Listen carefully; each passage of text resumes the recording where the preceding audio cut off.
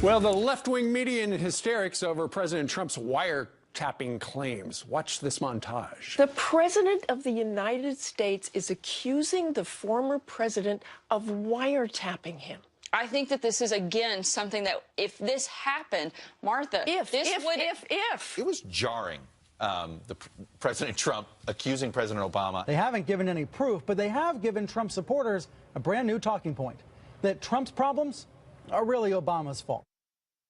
But they don't know much of his claims come from their own reporting. Here to discuss is Christopher Bedford, editor-in-chief of the Daily Caller. Chris, good morning to you. Good morning. If, well, according to New York Times and others, there was wiretapping, and the information was then provided to the White House. Look at this. New York Times. Trump offering no evidence says Obama tapped his phones. Trump's baseless wiretap claim. All of those things where they're talking about how hysterical things are. And yet, when you look at some of their reportage, they've talked about these wiretaps. Yeah, the question is not if. The question is how much did the Obama administration work to sabotage the incoming administration, to listen in on them? We have reporting the Daily Caller, we have reporting the New York Times, the Washington Post that says that they were listening and they were looking and they were checking to see what kind of collusion he might have had with the Russian government. Of course, there really probably wasn't any collusion at all.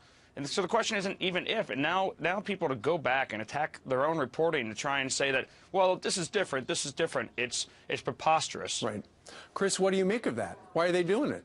I mean, if they've had evidence and they printed it in their own newspapers that, yeah, there were wiretaps, all part of the Russia investigation, and there was no collusion, why are they now, why is their hair on fire today? Well, you've seen it living in New York. I see it living in D.C.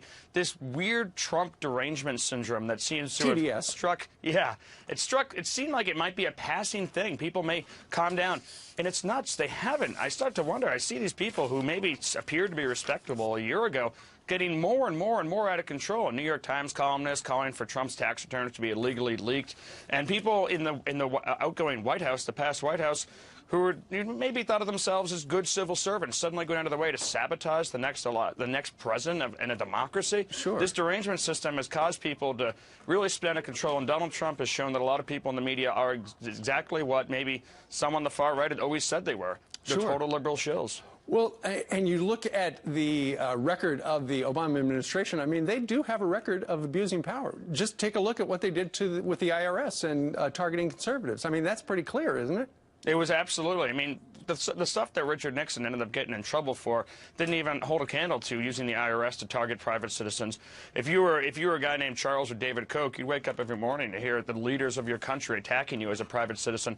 And not only that, but even publicly, in the months before Donald Trump came into office, tying him up with executive orders, doing everything they could, changing the succession lines, as we talked about earlier, at the Department of Justice. So if Sessions is targeted, then he leaves. And most troubling of all, these deep state leaks against guys like General Flynn, these spies who are saying, hey, we've listened to these conversations, we're going to leak it to these reporters. Sure. It's an actual... It's the shadows of a police state happening while people are afraid and say that Trump is leading it. It's crazy. And it is crazy because Mike Flynn's name was supposed to be masked because he was in the United States. If they're looking at the Russia stuff, and somebody in the administration, in the intel community somewhere, said, let's take the name off so everybody knows and try to blow them all up. It's one of the biggest stories of the year, easily. Why aren't all the channels talking about that? Because of this Trump derangement syndrome.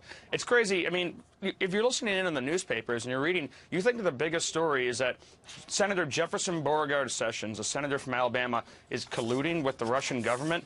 That is crazy. That's conspiratorial. What's not conspiratorial is that spy agencies that are charged with protecting the United States, protecting the interests of the administration and the United States citizens, are using their power to attack. It's like Oliver Stone's worst nightmare is coming true, but instead of being outraged, the people are excited and they're celebrating it because it's Donald Trump as the target. Sure. Well, we're not suggesting that the whole intel community is like that. Of course not. But it does appear there could be some bad actors there somewhere. All right, Chris Bedford from Daily Caller. Sir, thank you very much.